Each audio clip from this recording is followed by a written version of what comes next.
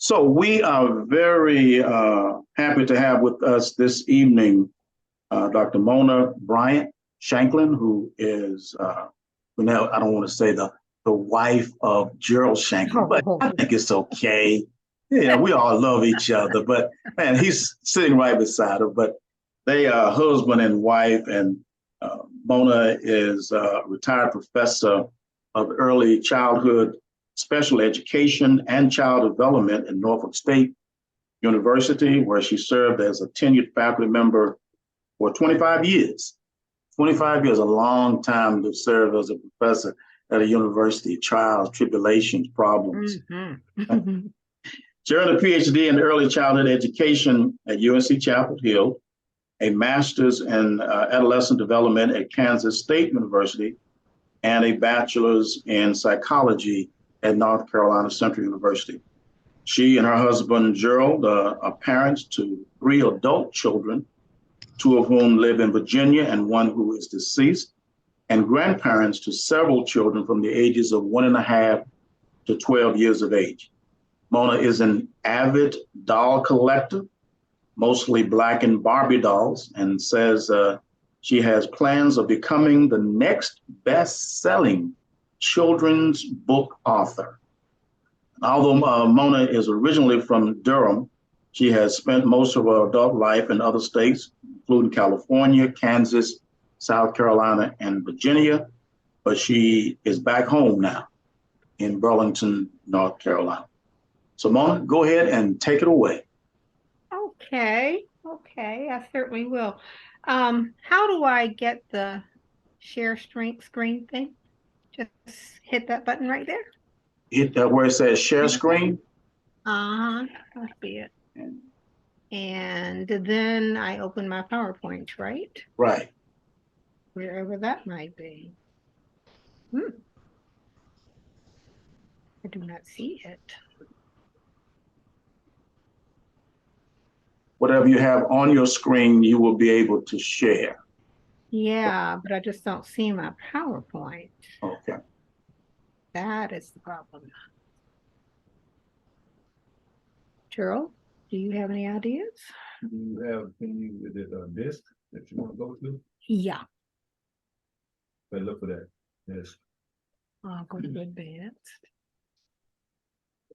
I do not see it. It would be an E or D or something like that. It's not giving me that option. Files. It's not giving me an option. Nope. It's here.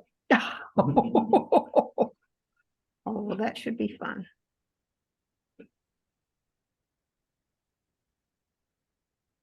Let me try it again. Is it also on your hard drive? Can you see, or where your desktop? No. Didn't save it there. See stuff I was working on, but I don't see the PowerPoint at all. Freddie, any suggestions? Kind of difficult to say because, I mean, where is your PowerPoint presentation? Is It's it on a disk. on a USB? Yeah. Okay, so you want to go over to your file manager, And maybe that's.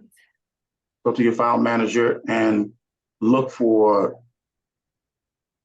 D, E, or F. Okay, I see it now. I think I see it now.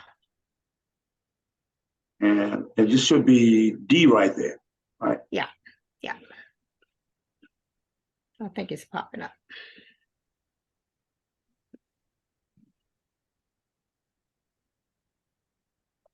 All right. So you seeing anything? We only see your file manager screen right now.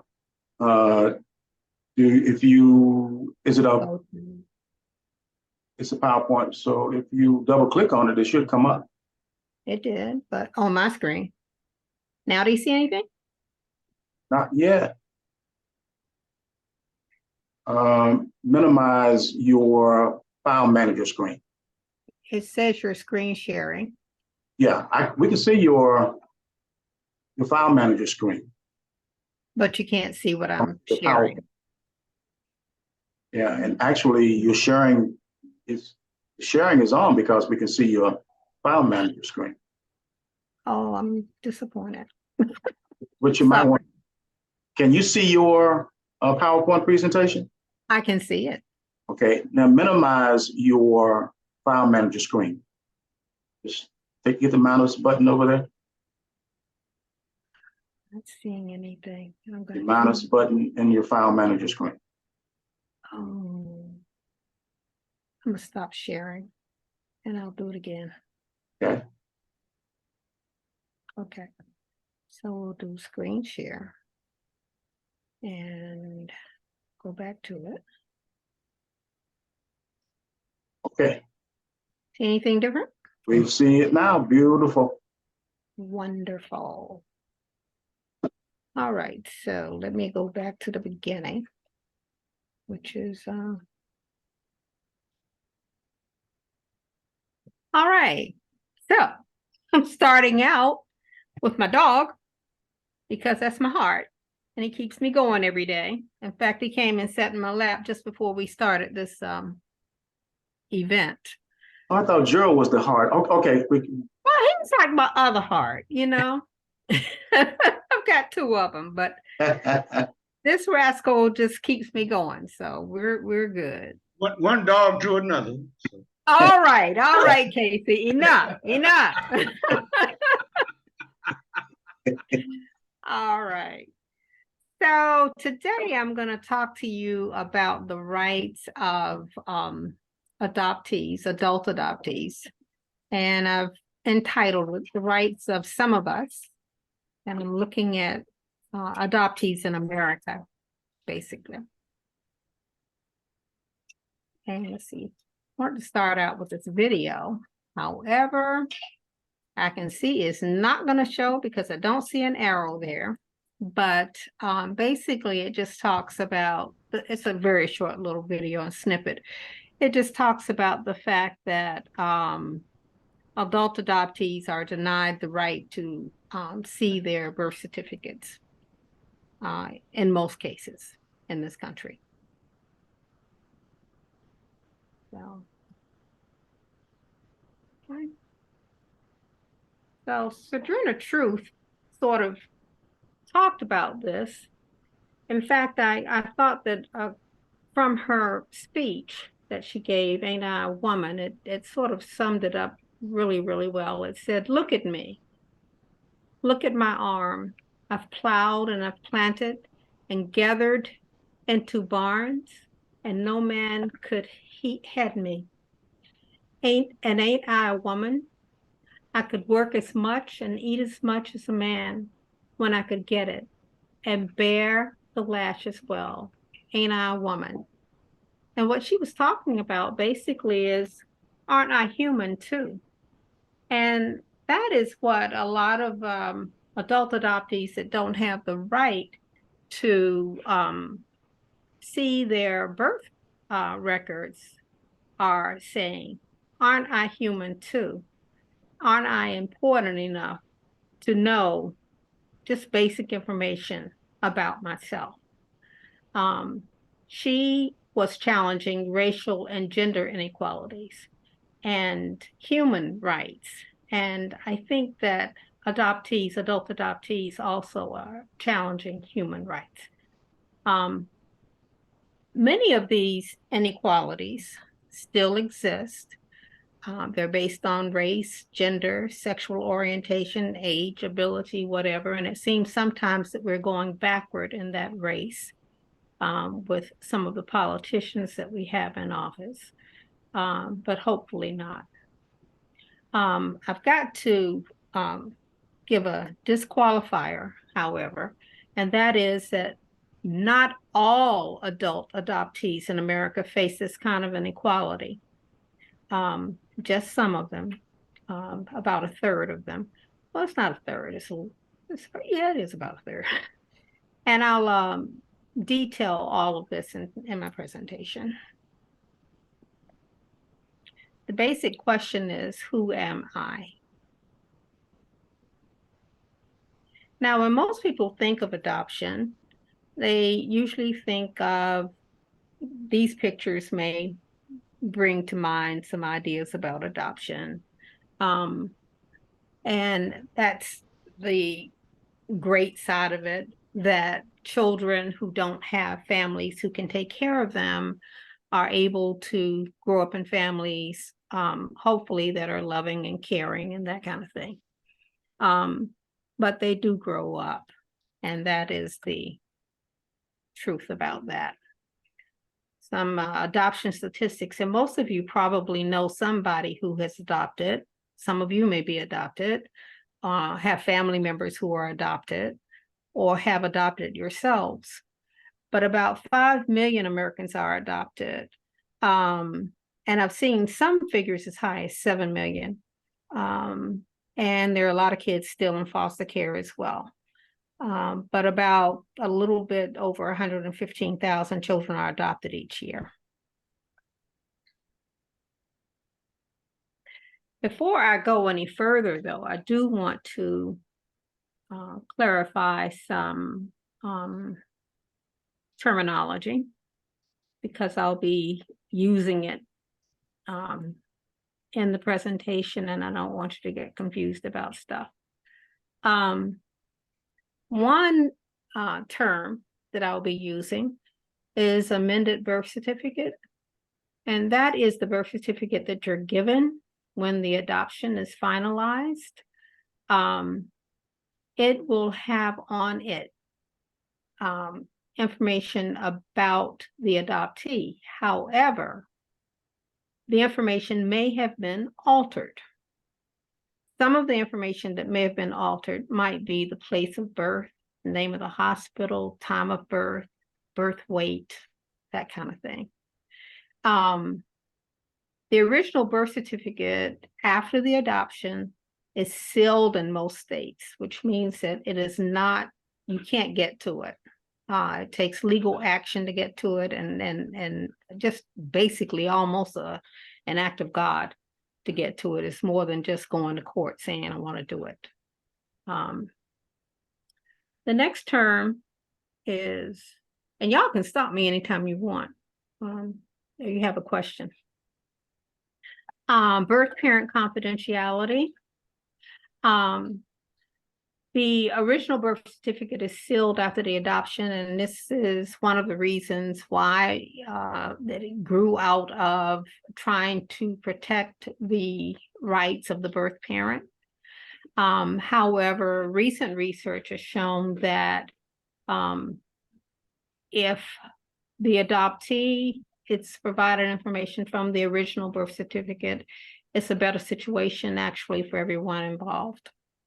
So it's sort of a misnomer for them to have thought that sealing that information or keeping it away from the adoptee was a good idea. It's not really a great idea, especially when they become adults. Another term is clean bill, and that's legislation supported by all adoptee rights advocacy groups. And it's something that is sort of has come about probably in the last 50 years, probably more, as becoming more and more popular as people begin to search and that kind of thing. But it's a legislation that allows the adoptee to get the original birth certificate, the same as a non-adopted person would. Next term is confidentiality intermediary. These are agencies or individuals who help adoptees find their birth parents. They do the searching for them, help them achieve that. Some of these services are, well, most of them are not free, but they will provide some information free of charge.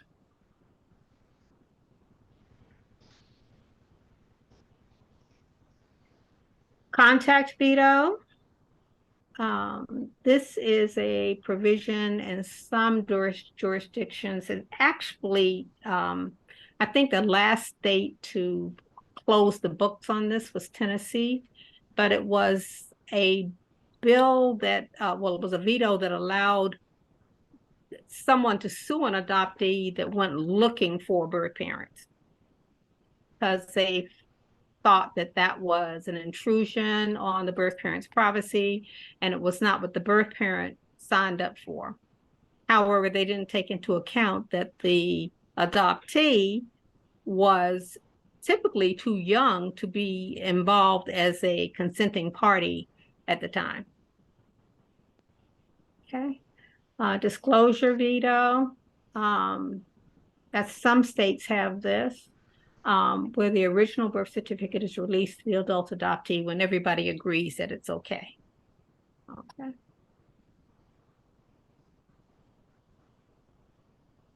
And these are the last ones. Extreme fees.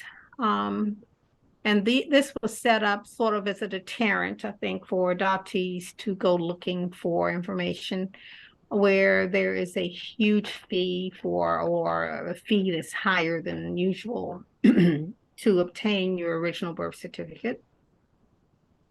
And open adoption, which is something that has come about in the last 50 years or become more popular, I should say, where birth parents participate in the process of placing the child, which means that a lot of birth information might be available to the adoptee.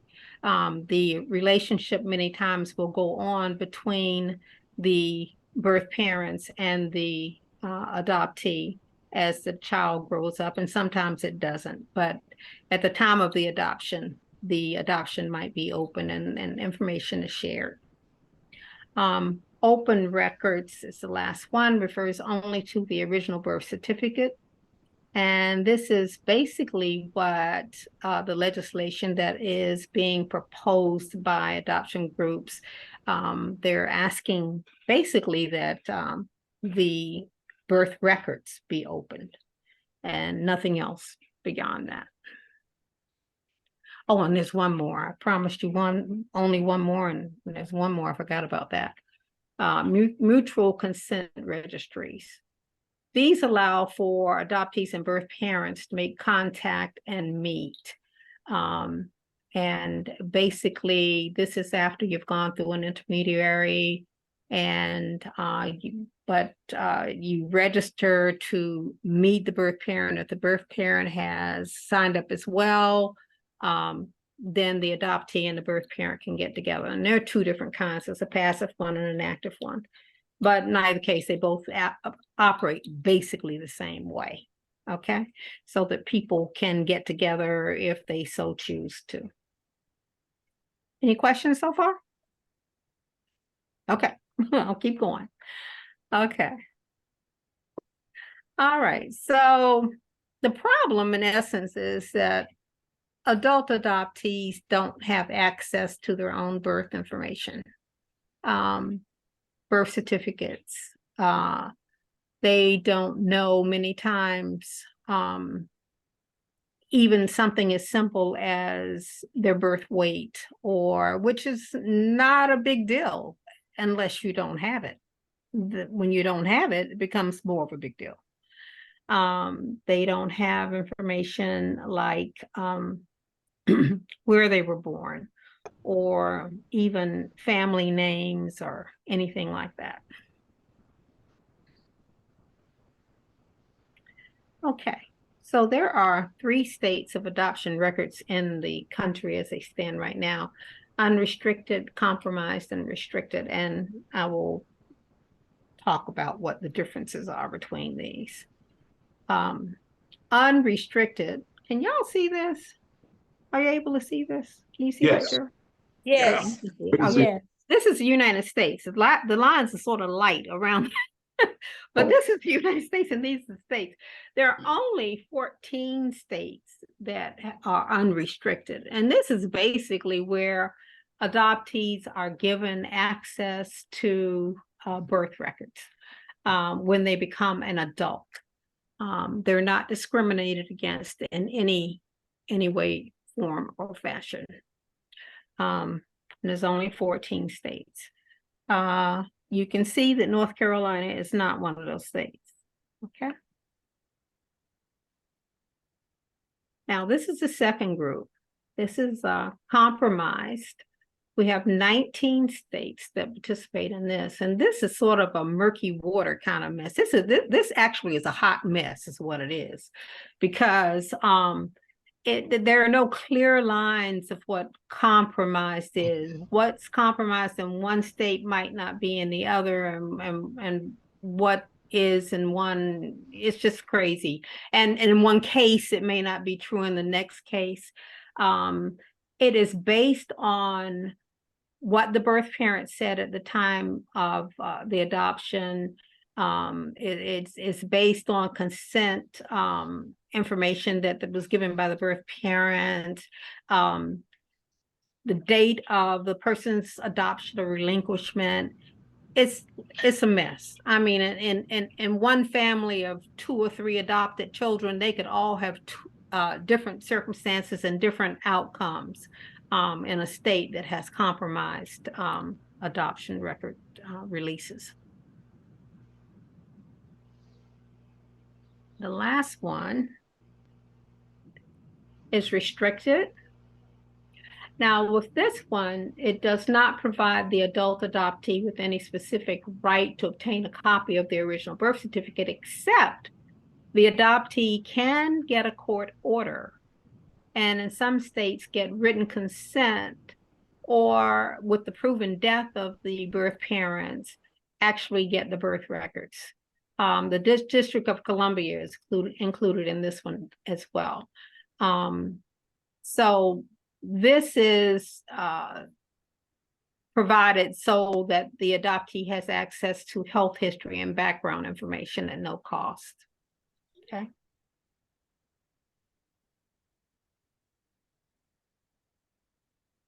I think this is the one where North Carolina is sort of involved, represented. Things are on the move.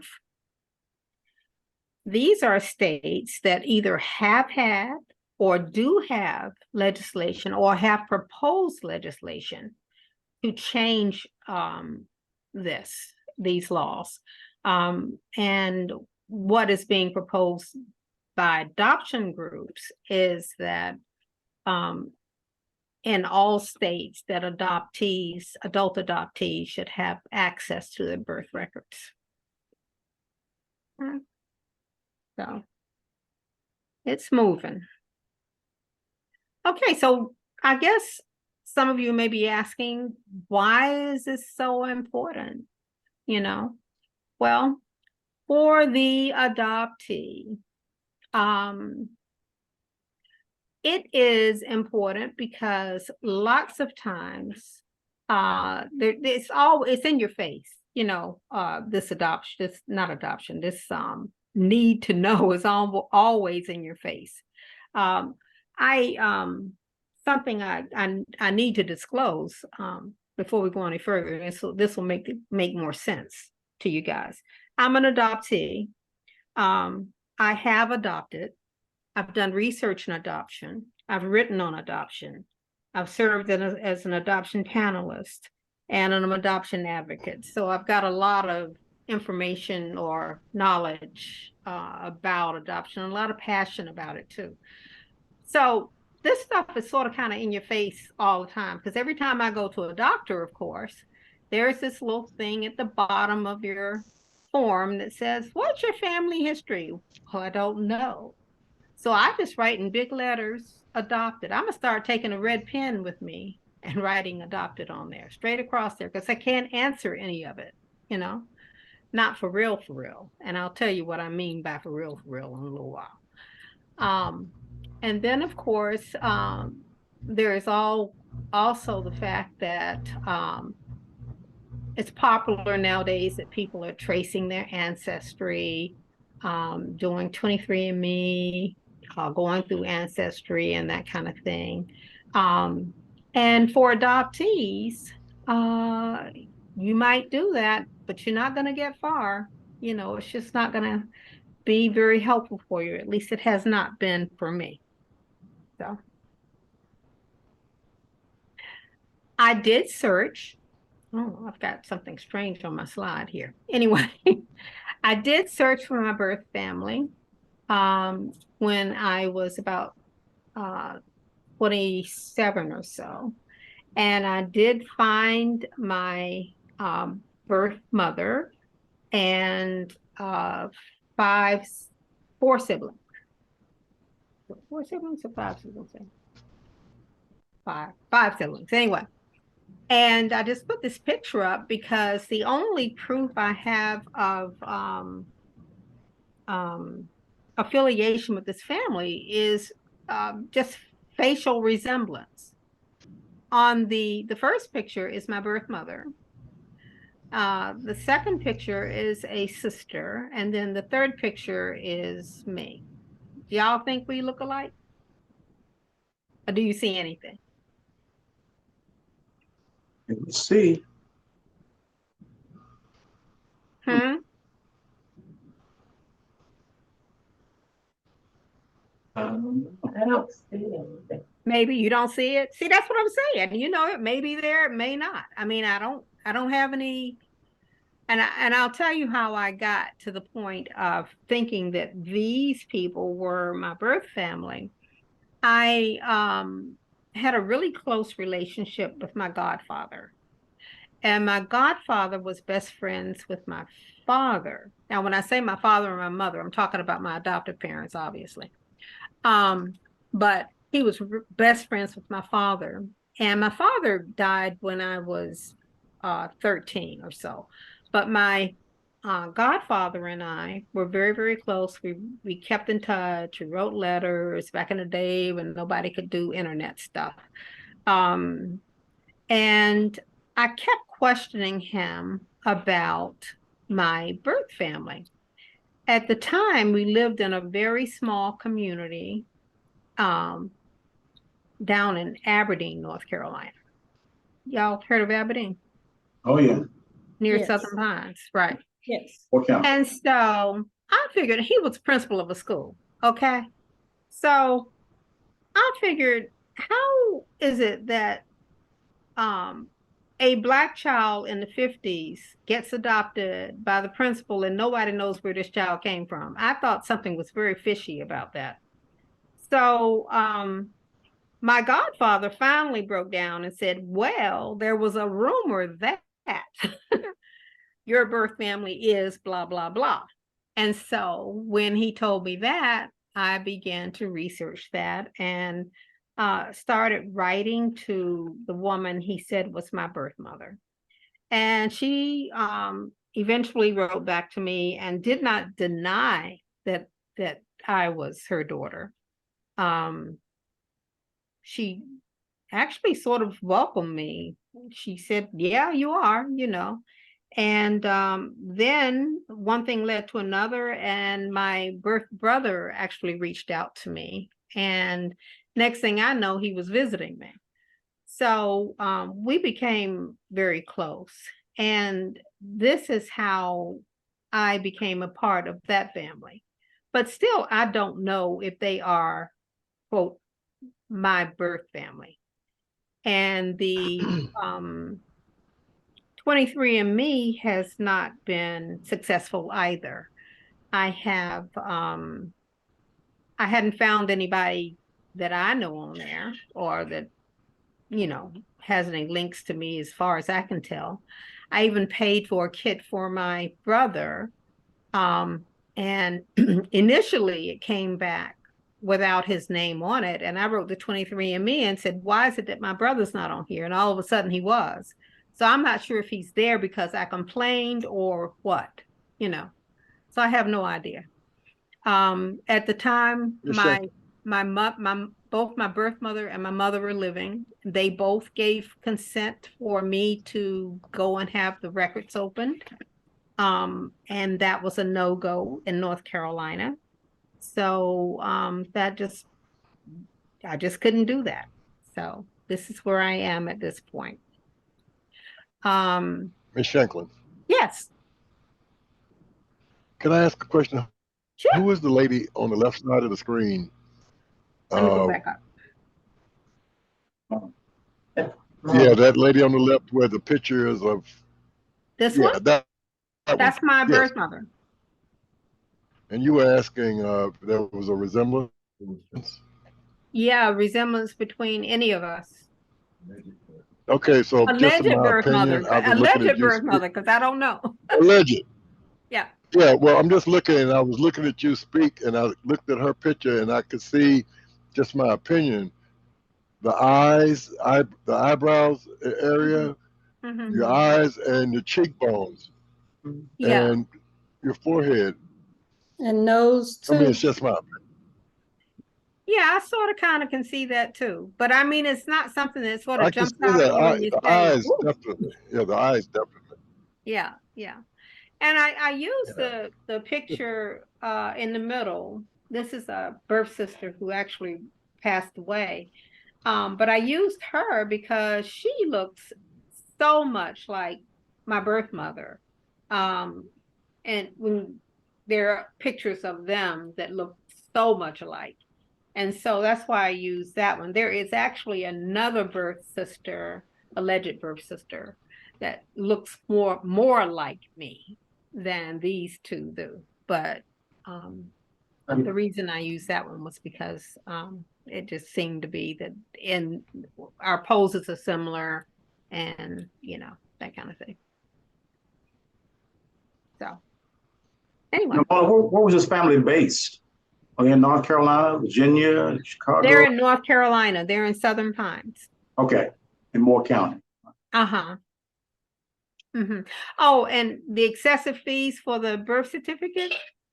Yeah, that's true in North Carolina. I think it costs about $25 to get a birth certificate in North Carolina, and anybody can walk into the county, for the deed section and just get a birth certificate.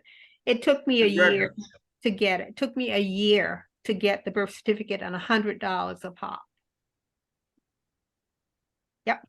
Now, Mona, when you lived in Aberdeen, how old were you? And were you living with your adopted parents? I was adopted or placed with my adopted parents when I was 6 weeks of age, and I was living in Aberdeen until I was 4. Okay. And so we the moved to family, Durham. and so the Mhm. family itself is in Moore County. So there could be that kind of connection, a geographical connection anyway. Yeah, right. Okay. Correct. So, yeah, they're in Moore County still. I'd like to encourage you not to give up. I'm really hoping that you find everything that you need, Yeah, I hope so too. I have to put it down every once in a while, and I go back Sure. to it. And the other question, I had a question for you. Mhm. Have you thought about what could be done where the biological mother's identity could be kept private if that is her wish, but also the child would have access, to all of the information? Well, I think if they would just not share the biological mom's name, or maybe not even her last name, and share information like time of birth, weight, all the information Yes. people have access to. I don't have information like that. I don't know, how much I weighed. I don't know what time of day I was born. I don't know anything. I mean, I assume my date of birth is correct, but in some cases, dates of birth are altered. Wow. I have a follow-up question to that, and I'm not sure if it's even possible, but in terms of your birth mother, or does she have siblings or cousins or relatives that extend beyond Southern Pines or outside of North Carolina that you maybe could be aware of? That's a hot mess too. That I've recently found out. Okay, so she's passed away now, but I have started looking at trying to find her birth certificate. I can't find her birth certificate because it appears that she too was adopted. And it's like she just sort of appeared in the family one day. We don't know where she came from.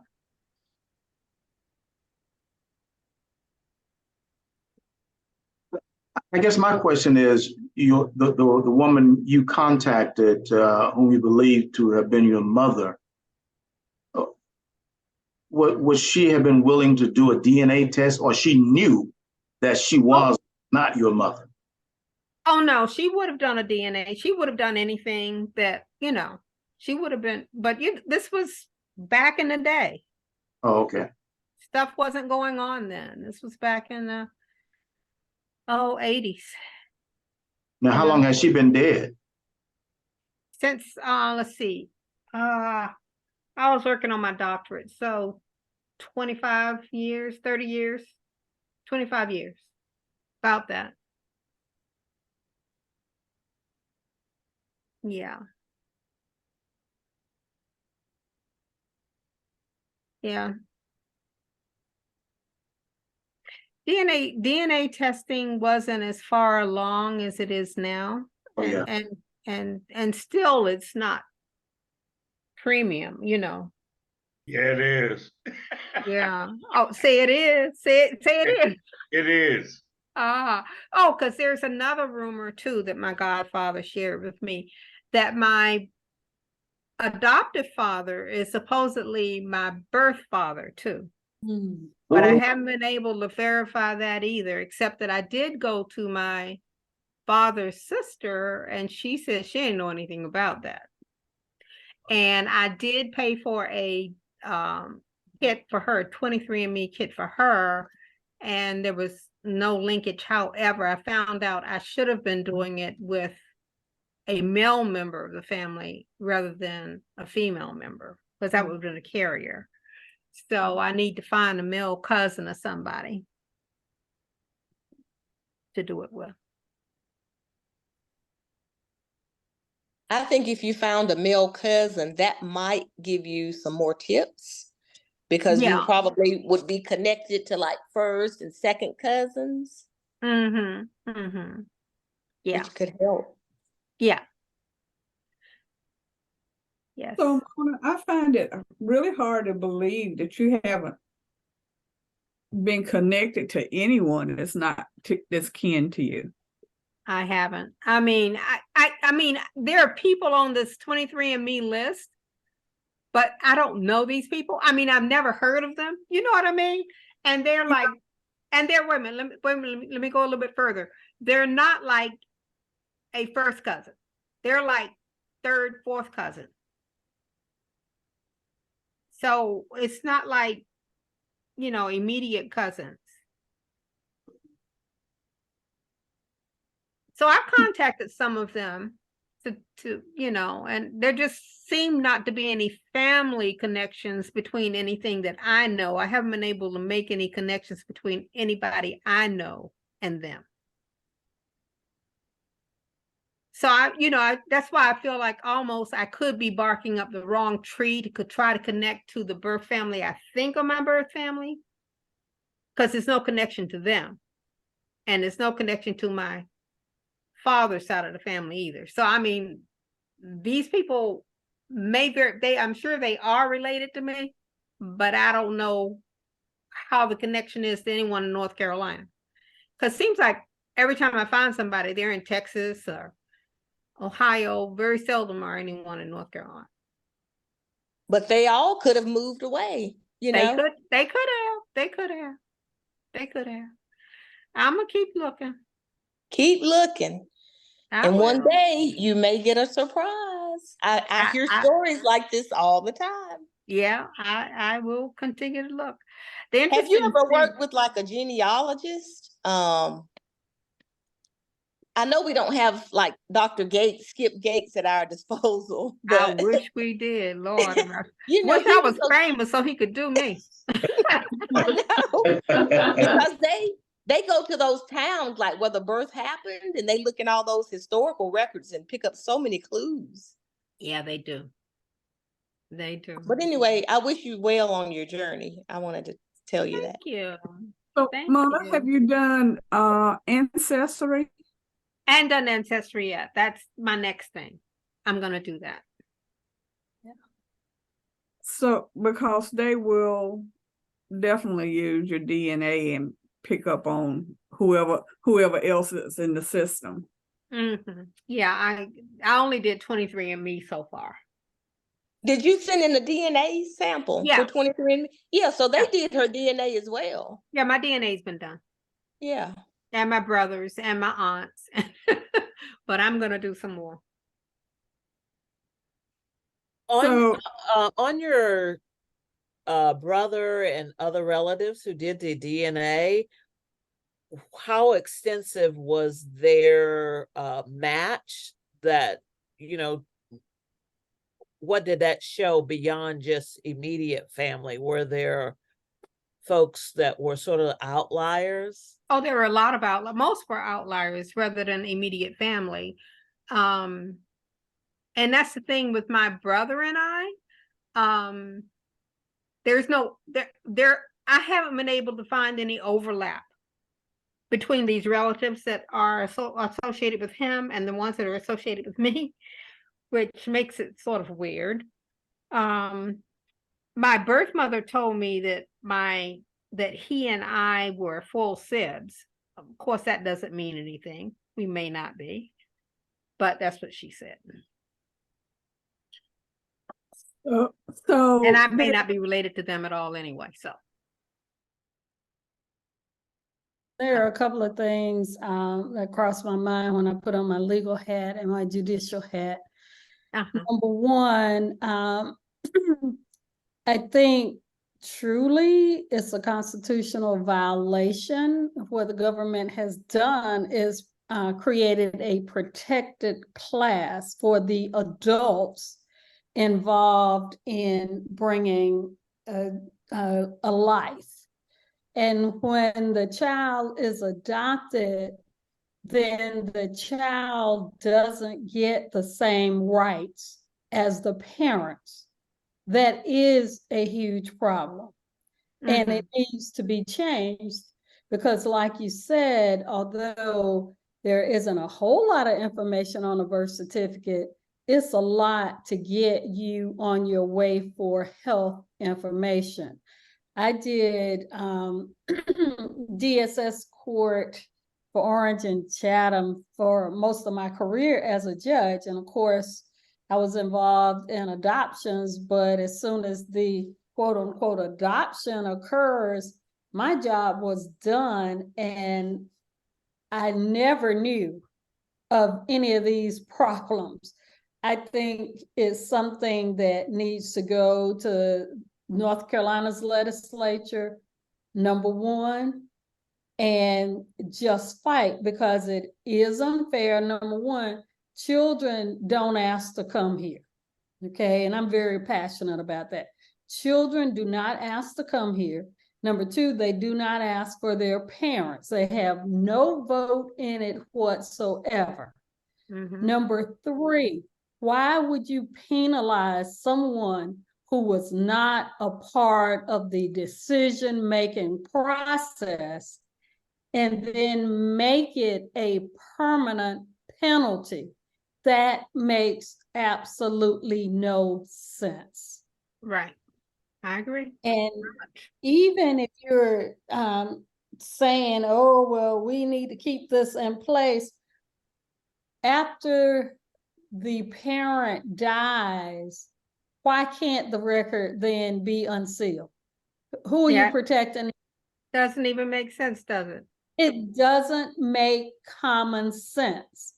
And so they basically put you in a class to yourselves and just say, this is who you have to be. And Ancestry, 23andMe, all of that stuff is good if you got people who have put their DNA in the system. But if they haven't put their DNA in the system, there is no comparison to make. And in your case, for the most immediate family members, they are not there. So you get no kind of confirmation of anything. So I'm sure you hear my passion in my voice. I've always been an advocate for children, and I know you're an adult, but you started off as a child. I will, whatever you need to do to go to Raleigh, let me know. I will go. Thank you. No, I'm serious. I've been in those rooms with those children. I know how difficult it is just to maintain. And then you're going to put a permanent barrier on them. That makes absolutely no sense to no one except someone who made a law because they didn't want a secret to get out. That's all it's about. Oh, yeah. Yep. All about that. Yeah. And humans aren't secrets. We're all here for a reason. Right. We're all here for a reason, no matter how we came. So how is it that some people with special titles can say, okay, Beverly, you can get all of your information because we know who your parents are, but Mona, you can't.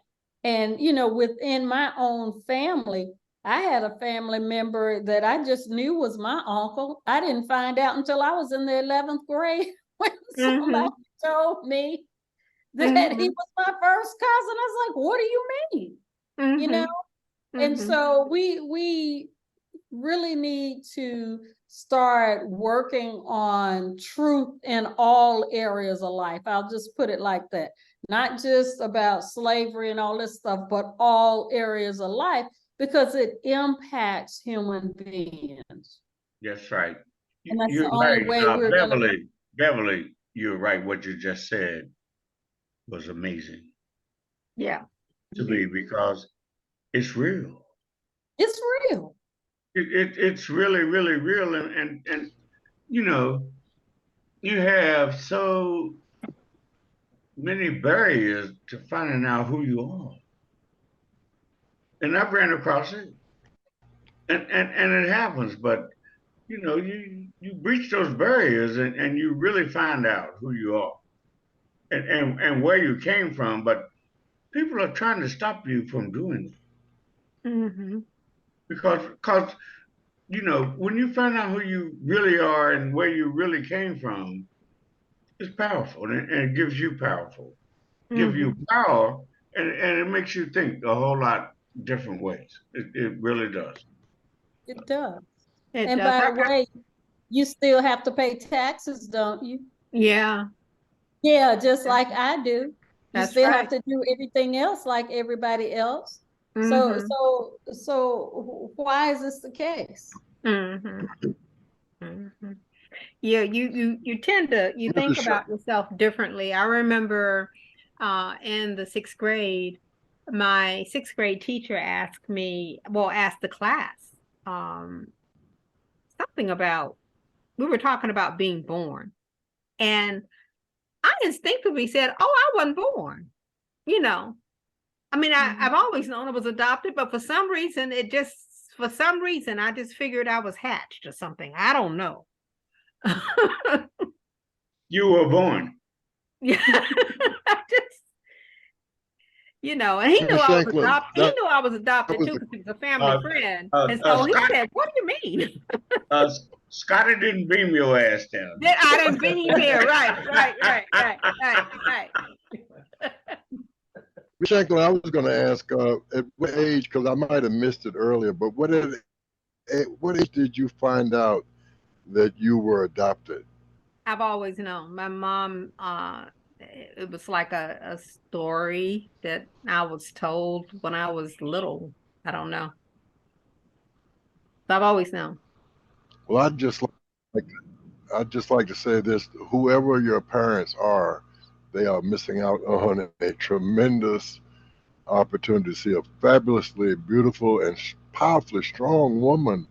I'm just in awe of your ability to survive, knowing that, and the adversity that everybody's talking about, the barriers, and you still became a successful, well-known, well-educated, well-written woman. I'm proud of being. I always wondered what my friends' wives would be like if they married two of the most powerful women I know, besides cousin Beverly and all. Thank you. I had to clean it up a little bit. I'm being watched, you know. Uh-huh. I have to tell y'all this. A true story. A true story. Mona and my wife were best friends. And her husband, Gerald, and I are best friends. And I met my wife of 40 years at their wedding. Oh. Yeah, it's like some storybook stuff. And ever since then, you know, Cynthia used to say she's adopted, but you wouldn't know that Mm, because it wasn't important. right.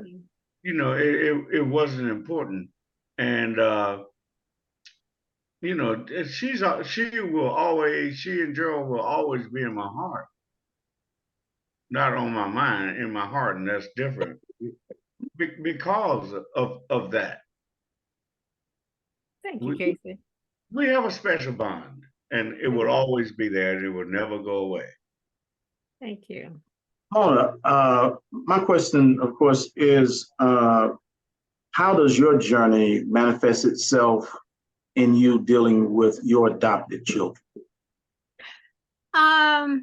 They have not had a desire to search yet. They, for some reason, don't have that curiosity right now. It hits people at different times, and sometimes I guess it doesn't. But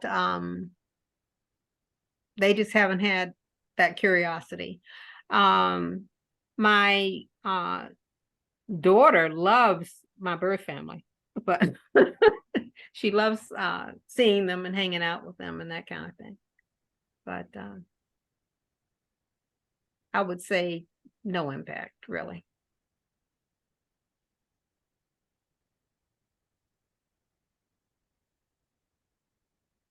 Mona, Mhm. last year on I'm definitely leaning toward the first photo. there was some show on TV about finding criminals. Uh-huh. And this woman is famous for it, but I don't know her name. But she contacted they found DNA. They got DNAs from criminals, or from trying to find criminals. They got DNAs from their family, or hopefully from their family. However, they got some. And they would go backwards to find that criminal rather than come forward. You might be able to and the company's name that she worked with specifically is Parabon. Parabon. Yes, you don't hear about them often. And it's spelled Parabon. Okay. Okay. I will contact them and see what I That's can find out. interesting, Beverly, because that is the hesitation of some people who don't want to give up their DNA to put in the ancestry database. But I think this was kind of a criminal database, and because But they have found these criminals say, I go in and do the DNA, and one of my cousins had committed some sort of a murder, and through my DNA, they find this person. They've been able to find some that way. Yeah. They go backwards. Like they would find Salita's parent and find out who Salita's parent siblings were, who might be a DNA match for this person. And Okay, that's how we find them. okay. That's a thought. Well, Thank Salita, I didn't know that you robbed the Federal Reserve. DNA I is all didn't. over the place. That's why I didn't have any hesitation doing it, you know. I mean, there I could be some imagine a lot of criminals in people are my resistant family. to, I don't know. I imagine a lot of people are hesitant to put the DNA in a public view because, you know, the man is sinister and they could use it for anything. Yep. Yeah. Honestly, I wanted Akalima to do it, you know, because he was, you know, I could search more for my family, but he Yeah. refused to do it.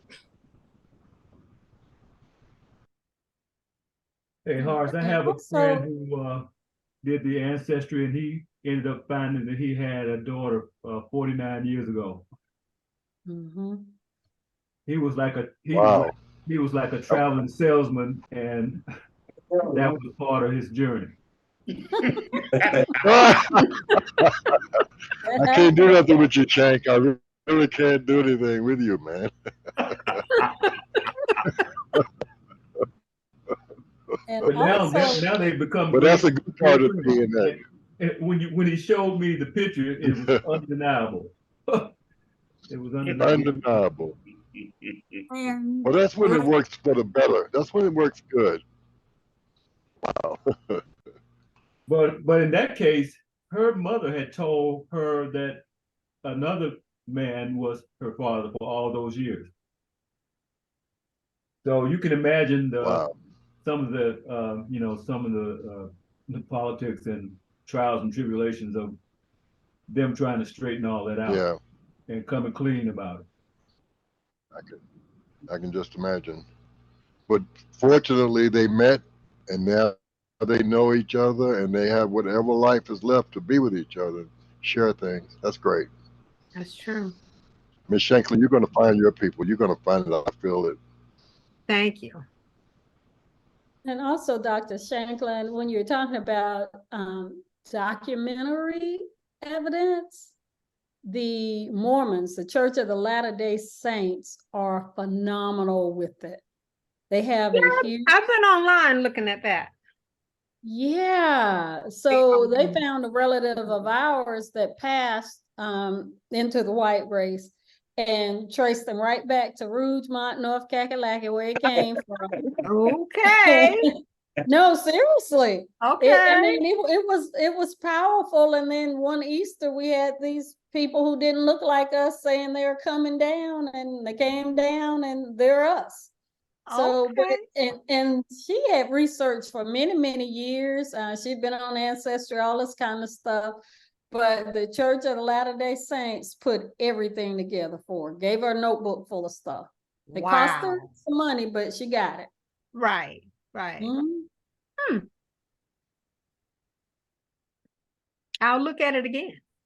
So Beverly, what kind of I'm just curious, what kind of database does the Mormon Church have, or book on all of us? I guess the Book of Mormon includes a dossier on all of us, or what? They've been keeping records for a long time, that's all. They are the world's best known record keepers. I don't know when they started, long before my existence is all I know. But they have a depository, and they have access to all kinds of records from around the world. Right. Gerald, Yeah. I don't think you're in the book. Hey, it's like Yeah, my I brother thought said, that was your don't know best until you know. friend.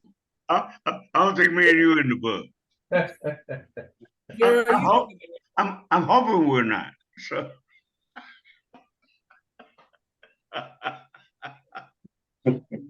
And now, and look, we wasn't in there before tonight, though. After tonight, we'll be in there. we might be. And it will be Beverly's fault. I'll accept it. Yes, I'll accept it. But I'm sure you all are in there.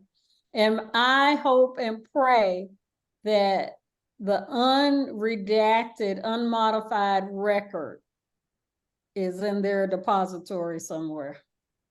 Hope so. Mhm. Thank you.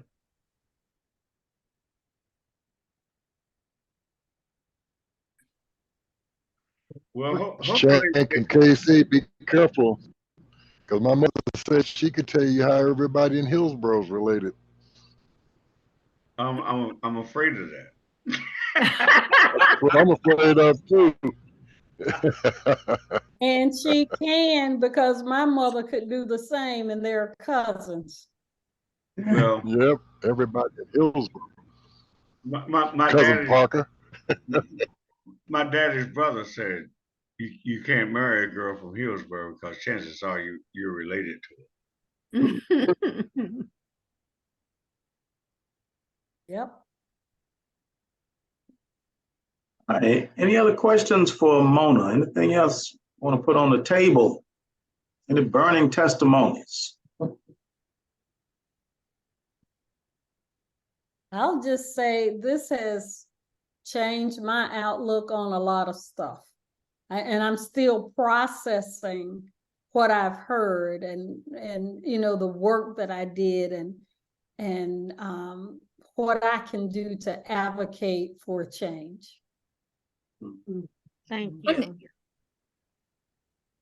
Yeah, I just want to say, Mona, thank you for sharing your story. And I know it's easy for me to say, don't give up the search. My husband has a cousin who was adopted. His brother was adopted. His brother had passed away. His adopted parents had both passed away, and he wanted nothing more than to have family he was related to.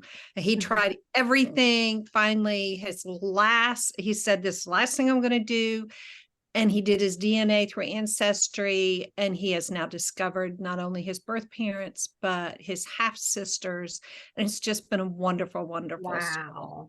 That's so great. Don't give up, because I just hope for you that you'll have the same outcome. Thank you. Suki, were the parents still living? Yes. Oh, wow. And the cousin was married, has 3 boys, and so now they suddenly have discovered cousins, and it's just a wonderful, heartwarming story. And he said, this is the last thing I'm trying. I've tried it all and had no luck. He even hired somebody to help him and had no luck, and it just worked out. Wow. And like it was mentioned before, it worked out because one of the half sisters had put her DNA into the Ancestry information. Okay. And so she reached out to him, and then that's how they all then got connected. Okay. So good luck. I'm going to be dying to hear how it all works out for you. Thank Me you. too. I want to know. Okay. I'll follow up if I find anything. Well, Mona, Ms. Shanklin, I just like to say finally that every time I find myself praying for the Almighty to give me strength, He has never failed me, and you are proof that it's always been right in front of me, whether I knew it or not. And thank you for sharing that powerful story, because it takes a tremendously strong person to do what you have done and go through what you have been. It's such a success. You should share that story with the world, really. Thank you. Thank you. Thank you. Mona, Yeah. to me, you exemplify strength Mhm. and honor. Thank you. And I'm Thank you. glad that you're the godmother to my children. Yes, I am. You are indeed, and they appreciate that, and you know the way you impact my life has been amazing, and I really appreciate that. And you know what? There's one thing. I'll always love you, and I think you know. Love you too, Tuxie. I think you know Brian that. on here. No. Some things are real, and sometimes people don't say it, but I have to say it, and other people got to hear it Yeah. because they don't know about our relationship. Yeah. So anyway, Thank you. thank you. Thank you. Thank you, Mona. Thank you so much for sharing this wonderful story with us tonight. And we look forward to getting a part 2 of this. Maybe in 3 months. It could be tomorrow. It could be after, could be after somebody sees this video. Oh, I know her and my cousin. So, Thank you. so we look forward to part 2. Okay. If there's nothing else, we want to thank all of you for coming out this evening, and always enjoy these information plus programs, presentations. And as I said earlier, come back in 3 weeks and Amanda Boyd will be sharing with us. Amanda has written a book on, well, I'll let her talk about it when she comes in 3 weeks. All right, everybody, be blessed. We'll see you the next time. Thank you. Good Thank night. you. Thanks, everybody. Thanks. Bye-bye. Yeah. All right.